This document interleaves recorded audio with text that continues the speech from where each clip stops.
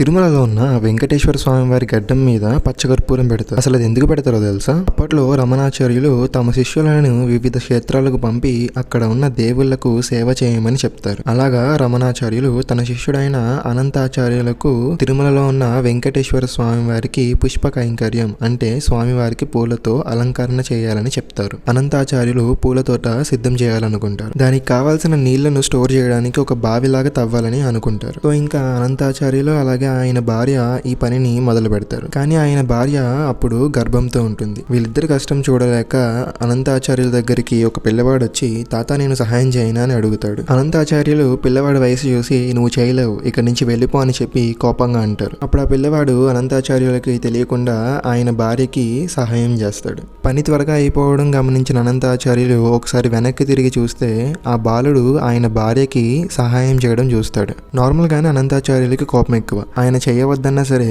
వాళ్ళకి సహాయం చేయడానికి వచ్చిన బాలుడిని కొట్టడానికి వచ్చాడు. అప్పుడు ఆ బాలుడు అక్కడి నుంచి పరిగెత్తడం మొదలు పెట్టాడు. ఈయనకి చిక్కట్లేదని చెప్పి ఈయన చేతిలో ఉన్న గుణపాన్ని ఆ బాలుడి మీదకి విసిరేస్తారు అనంతాచార్యులు. ఇప్పుడు అది వెళ్ళి ఆ బాలుడి గడ్డం మీద తగులుతుంది. తర్వాత అనంతాచార్యులు సాయంత్రం స్వామివారి సేవకు వెళ్ళినప్పుడు అక్కడ స్వామివారి విగ్రహానికి గడ్డం నుండి రక్తం కారడం చూస్తారు. ఆయన గుణపం విసిరింది వెంకటేశ్వర స్వామివారి మీద అని తెలుసుకున్న అనంతాచార్యులు అక్కడున్న పచ్చకర్పూరం తీసి రక్తం తగ్గడానికి ఆ గడ్డం భాగం మీద రాస్తారు. అందుకే వెంకటేశ్వర స్వామి గడ్డం భాగంలో ఎప్పటికీ ఆ పచ్చ కర్పూరాన్ని అలాగే పెడతారు. ఇటువంటి మరిన్ని ఇంట్రెస్టింగ్ వీడియోస్ కోసం ఇప్పుడే మన వరాన వేద ఛానల్ని సబ్స్క్రైబ్ చేసుకోండి.